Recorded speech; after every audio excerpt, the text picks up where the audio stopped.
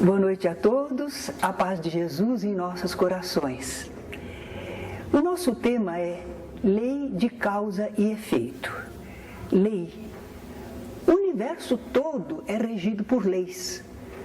Deus estabelece a sua vontade no universo através de leis. Leis que são orientação para o campo material, mas também para o campo espiritual. São leis morais ou leis físicas. Elas regem o universo, o mundo corpóreo e o mundo espiritual. E essas leis são sábias. Por isso mesmo elas são imutáveis, não precisam mudar. A previsão divina é perfeita e o encaixe de tudo que é necessário. Então, Deus não precisa examinar caso por caso. Não é uma pessoa que fica examinando caso por caso. Aconteceu, vamos fazer o julgamento. Não, não é assim. Tudo que podemos fazer, realizar, que todos os seres podem fazer, já está dentro de leis divinas. O que quer que o ser faça, inclusive o livre-arbítrio que nós temos relativo, nós temos liberdade de agir, mas mesmo essa nossa liberdade já está dentro da previsão divina. Ela tem os seus limites, de forma que não chega a perturbar a ordem universal. Uma das leis divinas é aquela que determina a cada ato do ser corresponde um efeito. Nós todos sabemos que essa lei se denomina lei de causa e efeito. Mas ela tem outros dois nomes também. Quem poderia me dizer? A lei de ação e reação. Tem mais um nome ainda. Lei do retorno. A gente faz e volta para nós a consequência, não é? Jesus já havia nos ensinado sobre essa lei. Nós temos aqui em Mateus capítulo 16, versículo 27, Jesus dizendo: a cada um será dado segundo as suas obras. É a lei de causa e efeito. Então podemos dizer simbolicamente, como o povo fala, na balança divina tudo já está pesado, medido. É verdade. Tudo está dentro da lei divina. E qualquer ato que a gente faça já tem a sua consequência, já está dentro da justiça divina. Que não é só justiça para maltratar, é justiça para beneficiar também, não é? Os efeitos dos atos que praticamos, eles costumam aparecer de imediato. Fez alguma coisa, já vem a consequência. Exagerou na alimentação, vem a reação do organismo. Eu me recordo que há muitos anos atrás, eu jovenzinha, e eu estava caminhando numa calçada e eu me sentia assim, muito capaz, não é? Querendo aparecer um pouquinho, essas bobagens, não é, de jovem, e eu levantei a cabeça para andar. Mas eu tropecei. Opa! Quer dizer, temos que prestar atenção por onde estamos caminhando, uma liçãozinha. Então, tudo na vida nos ajuda, né? Mas algumas pessoas dizem que nada não acontece assim de imediato, não, porque eu na vida tenho feito o que quero e nada me acontece. Será? Eu acho que essa pessoa falou cedo demais. Porque nós temos que ver que somos espíritos imortais. A nossa vida não se resume ao aqui e agora. Então nós temos que pensar na sequência da nossa existência espiritual. Então, após a morte, muitas vezes as pessoas vão encontrar consequências dos seus atos. Consequências boas se os atos foram bons e consequências más se os atos foram engano da pessoa que não sabia o que fazia, não é? E se não acontecer propriamente logo do lado de lá, às vezes os efeitos vão se sentir na reencarnação, numa próxima existência. quando às vezes a pessoa se defronta no próprio corpo, ou nas condições de família, ou do ambiente em que vai reencarnar, as consequências daquilo que semeou anteriormente. E esses efeitos duram até quando? Até terminar o impulso que gerou. Há uma força nesse impulso, há uma força. E nós então usamos aí na apostila um exemplo bem singelo. Nós temos uma bola em nossas mãos e nós jogamos numa rampa a bola. Se a rampa estiver inclinada, então, não é? A bola vai adquirir bastante velocidade. Ah, errei, não era assim que eu queria jogar. Ah, mas agora já joguei, pronto, não posso fazer mais nada. Pode, o que é que nós podemos fazer? Nós podemos colocar um obstáculo, um anteparo e interromper a corrida da bola, não é? Então, se houver alguma coisa que atenue o impulso, ou que suste o impulso, os efeitos, nós poderemos controlar, sim, não é? Às vezes nós não temos uma segurança no agir, nós somos imprevidentes, nós estávamos descuidados ou ignorávamos, e depois que fizemos alguma coisa, nós então dizemos, pronto, acabou, não posso fazer mais nada. Podemos, dentro da lei divina, sempre poderemos fazer alguma coisa, não é? Mas no campo moral, o que nós podemos fazer? Nós podemos fazer o bem no lugar do mal que fizemos. É o antídoto perfeito, não é? E esta possibilidade de fazermos o bem no lugar do mal que tenhamos feito, é um consolo e estímulo para todos nós. Não estamos nunca condenados. Nós erramos, mas poderemos acertar. Até mesmo aquele que tirou a vida de alguém, mas ele poderá futuramente favorecer a vida dessa pessoa. E ele estará equilibrando a balança divina, por assim dizer. Há uma passagem no Evangelho muito interessante. É uma passagem que nós vamos conhecer. É a pecadora que ungiu os pés de Jesus. Nós temos aí na apostila só a conclusão dessa passagem. A quem pouco se perdoa é que pouco ama. Mas hoje eu vou aproveitar para explicar de onde vem isso.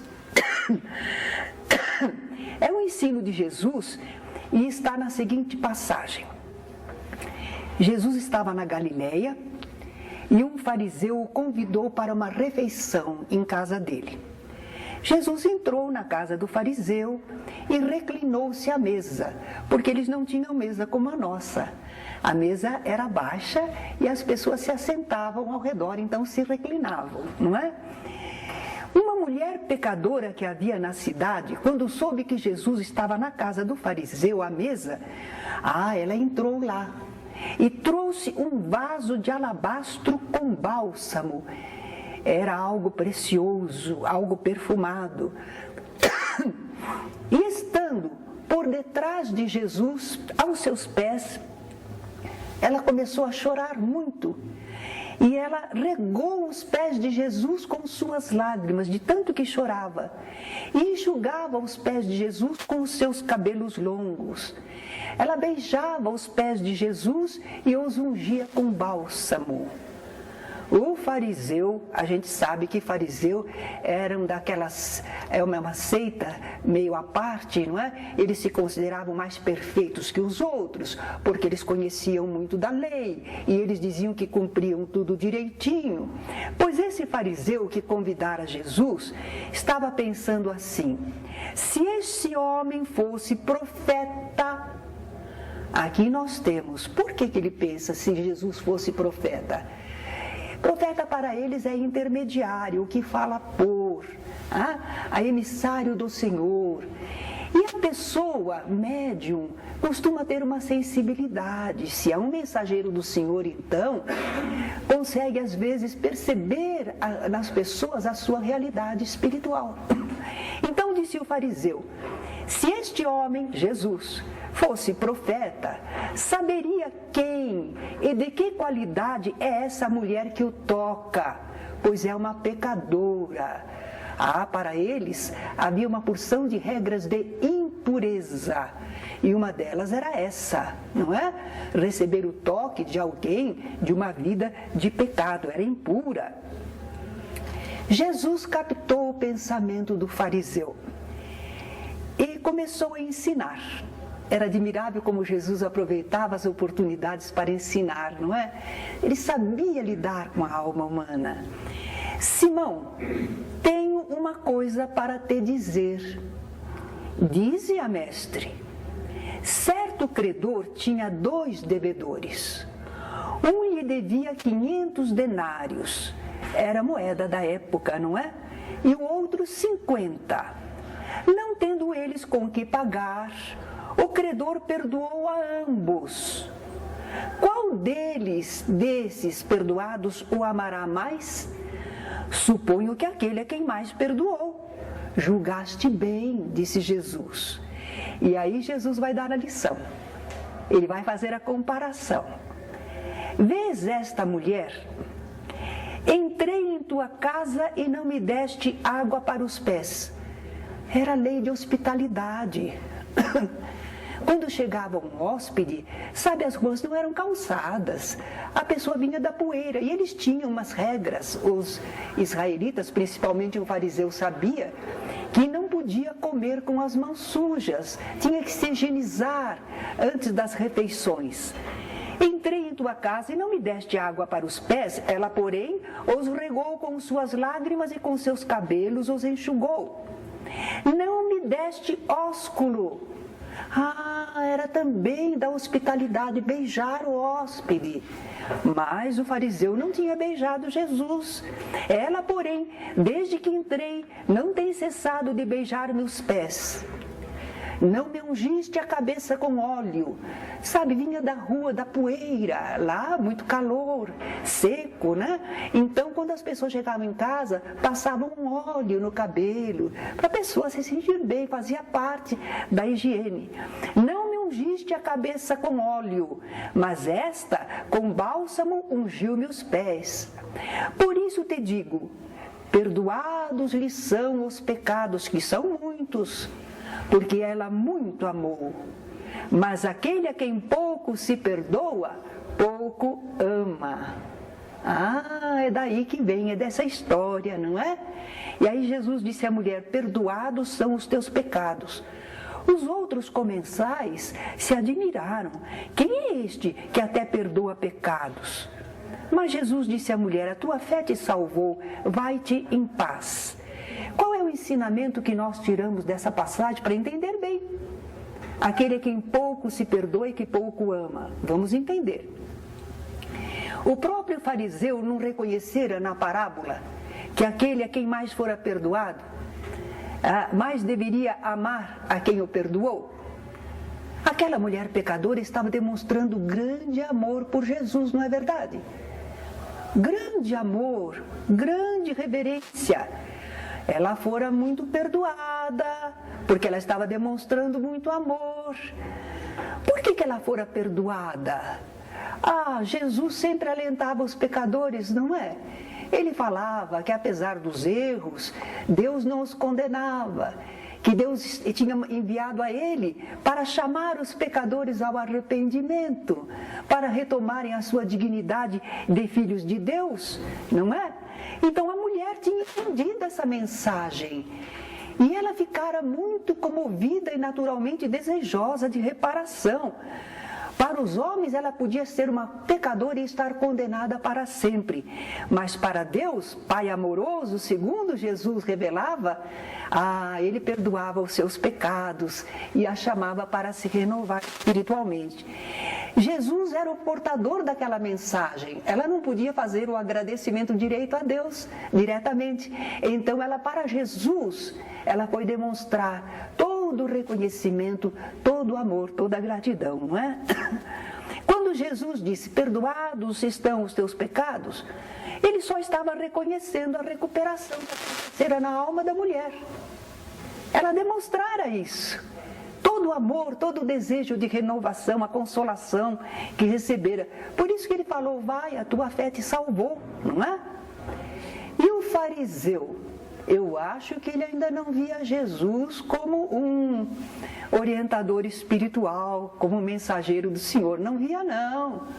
Porque ele até pensava contra Jesus, se ele fosse realmente um profeta, quer dizer que ele não confiava, não considerava Jesus como divino mensageiro da bondade de Deus. E por isso mesmo ele não se sentia grato, ele não se sentia comovido ante a presença de Jesus. Ele era frio, indiferente, ele não tinha amor para com Jesus, não é? Isso queria dizer que ele não estava entendendo nem se renovando moralmente. Então os pecados dele não estavam sendo perdoados. Porque os pecados são perdoados na lei divina quando nós fazemos um esforço de renovação. Compreendemos, saímos da ignorância para a ação correta, não é? Ele não estava ainda, então estava nos seus pecados. Continuava nos seus pecados. É assim quem não compreende a lei divina. Ele não sabe que é devedor para com Deus. Agora, quem reconhece seus erros, entende como Deus é misericordioso, porque ele vê que Deus não o condena, não é? Ele tem sempre nova oportunidade.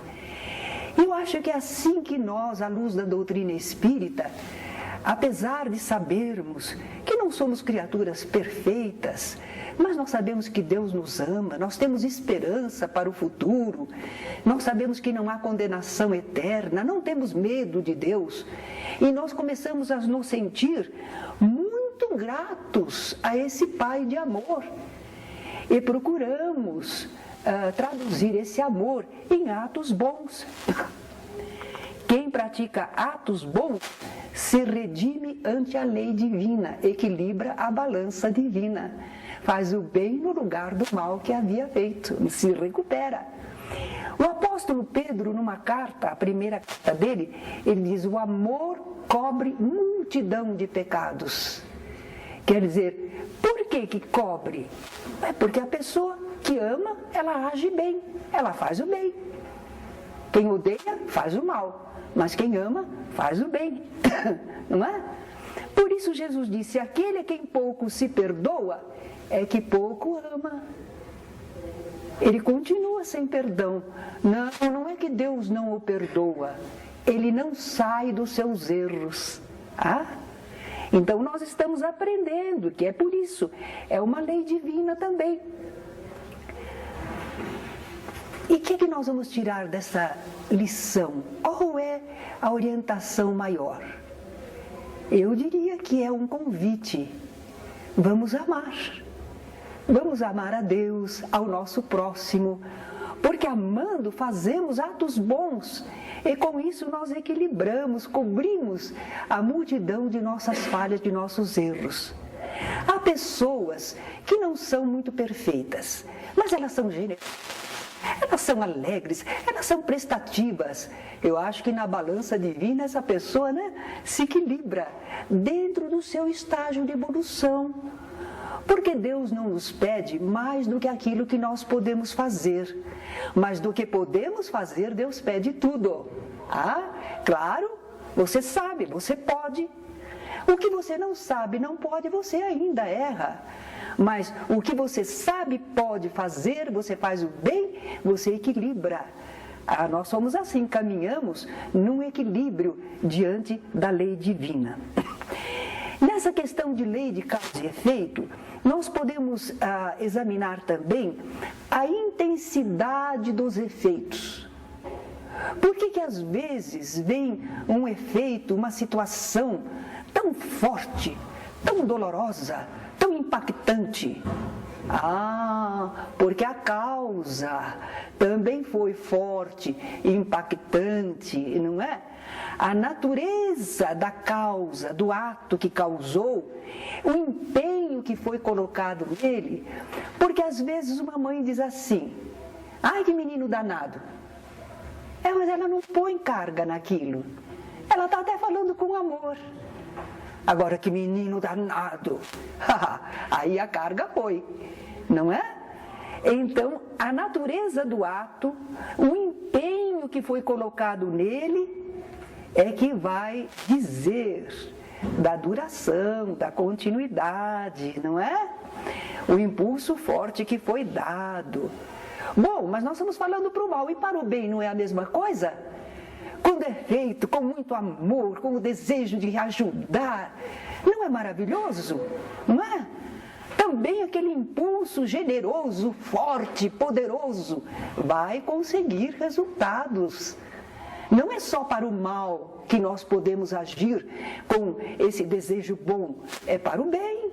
Então depende de nós, não é? E os efeitos que nós já provocamos? E agora? Já provocamos os efeitos. Como é que vai ser a nossa atitude? A primeira deve ser de resignação, diante de algumas consequências. Não adianta. Certo, você não gostou muito da resposta da lei. É para você aprender. É para você entender.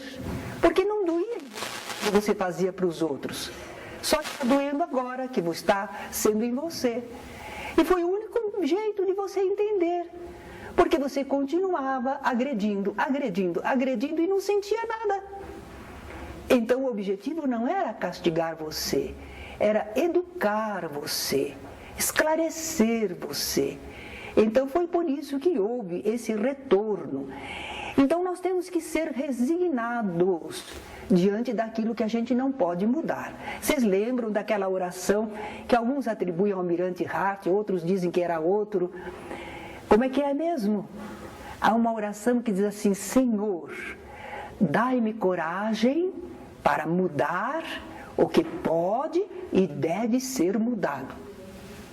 Senhor, dai-me resignação para suportar o que não pode nem deve ser mudado. E dai-me sabedoria para distinguir uma coisa da outra. Maravilhosa, né? Que entendimento, não é? Então, assim, nós temos que ter, diante de efeitos, consequências. Não fique bravo com Deus. Tem gente que quer ficar bravo com Deus, não é? Como é que o senhor faz isso comigo? Um probleminha de nada para você, mas quantas vezes você já repetiu, não é? Então a pessoa às vezes quer reagir contra Deus, blasfemar, não é? Resignação. Resignação é o consentimento do coração. A gente aprende isso no Evangelho segundo o Espiritismo, não é? Então diz que o dever é o consentimento da razão e a resignação é o consentimento do coração. Que coisa bonita, não é? Então a gente compreende e a gente aceita. Errei. E agora isto acontece mesmo. Veio o efeito. Tudo bem. É como, embora o exemplo seja bem singelo, mas a gente entende mais fácil. Exagerei na alimentação e eu já sei, eu não sou uma criança. Eu exagerei na alimentação e agora me sinto sobrecarregado, causei um problema, uma indigestão. Calma, você já sabe como é, vai buscar um remedinho, espere até o organismo se equilibrar de novo. Não tem jeito, não tem jeito, você comeu demais, não é? Então, nós temos que ser resignados diante das situações que a gente provocou moralmente, materialmente. Vamos ser resignados. Calma, calma. Não seja rebelde. Não adianta. Você só complica a situação. Resignação. Aquilo aconteceu porque nós já fizemos algo. Mas eu não fiz nada disso, não. Não fez? Então, sabe, isso era alguma coisa que você precisava aprender. Era um despertamento, era um ensinamento, é para a sua evolução. Porque nós enfrentamos lutas e problemas, nem sempre porque causamos lutas e problemas, mas porque nós precisamos aprender como é isso, como funciona, porque as pessoas pensam assim, o que eu posso fazer? E como é que a gente resolve? E aí a gente cresce no entendimento e na capacidade. Então é por isso, às vezes, além da resignação, nós não vamos só ficar resignados, nós vamos agir para o bem, já vimos que é possível. Então, para atenuar as situações que nós já provocamos, para restaurar situações, o que nós podemos fazer? Semear novas e melhores condições, atos bons. O Jerônimo Mendonça era um exemplo admirável, a vida dele toda foi. Vejam, ele deveria ter problemas do passado que o fizeram na juventude apresentar uma enfermidade que iria causando dores e limitando-o fisicamente, a ponto de depois ele estar numa maca, acabar até cego, mas não perdeu a sua alegria, a sua espiritualidade, falava de Jesus, viajava, fundou uma creche, gravou discos. A compreensão dele, de um lado ele estava expiando situações, mas ele não ficou só na expiação, ele fazia o que ele podia de bem, apesar da situação dolorosa que ele estava enfrentando. E ele continuava exemplificando a alegria de viver para as pessoas. Ele nos contou, ele estava já numa maca, quando chegou nesse estágio, ele fez 2 palestras aqui na nossa casa, não é? Muitas limitações, muitos problemas, mas ele superava tudo com paciência. E ele nos contou que a pressão dele ficava entre 0 e 15, 20. Era uma coisa dificílima, os médicos diziam, não se mova. Mas ele viajava naquela Kombi, na maca, para fazer palestras, para divulgar a mensagem da doutrina espírita e do Evangelho de Jesus. E para acarrear recursos para a creche que ele fundou lá em Ituiutaba, a terra dele, né? Então eu acredito que Jerônimo Mendonça foi um vitorioso e foi um exemplo para nós. Como é que nós podemos, de um lado, enfrentar expiações, mas não nos abatermos por isso? E tudo que tivermos de bom, de possível, a ação livre que ainda temos, nós a usaremos para o bem. E aí cobrimos a multidão dos pecados. Quando terminar a encarnação, não somente diremos, eu expiei, mas além de expiar, que nós ficamos quites na balança divina, ainda temos crédito, temos haver pelas coisas boas que fizemos, não é?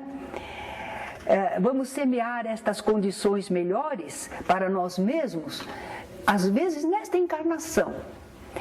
Eu conheci um senhor que ele foi assassino de aluguel, lá no Nordeste. Ele não era mau, não, era costume lá, era uma profissão, ignorância. Mas quando eu o conheci, ele estava em Ribeirão Preto e casou-se com uma senhora espírita viúva que tinha 3 ou 4 filhos. Ele foi um pai excelente para aquelas pessoas. Ele não tinha crueldade, ele não desejava ferir ninguém. Ele entendia que era uma profissão, lá era assim. Então ele não tinha uma maldade profunda no coração. E ele então conseguiu restaurar a sua vida. Foi amado, foi um bom pai, serviu aquela senhora viúva, amparou-a e as suas crianças.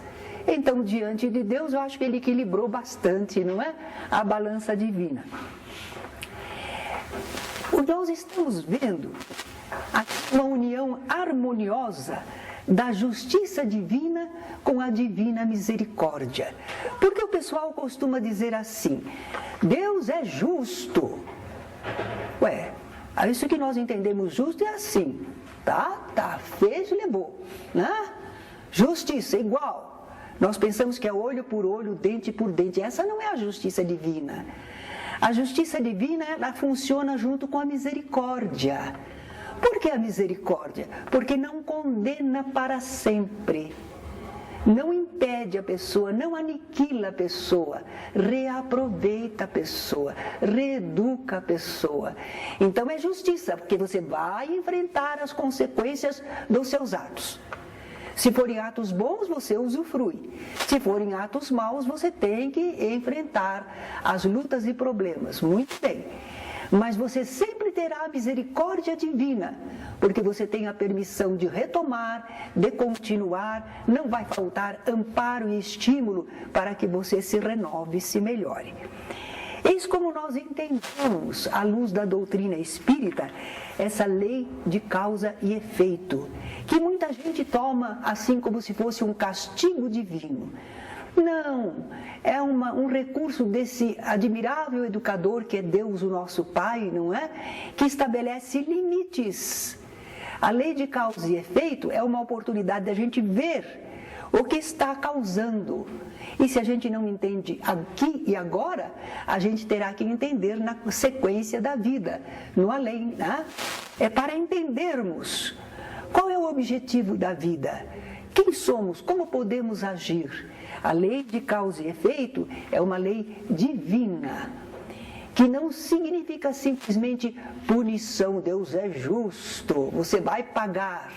Antigamente, no movimento espírita, a gente ressaltava muito a questão, nós estamos pagando, a reencarnação é para pagar os débitos, e a gente esquecia que a vida é uma escola, que a nossa vida imortal é a oportunidade de aprendermos, desenvolvermos, crescermos espiritualmente. Deus é Pai, Deus é amor, não é?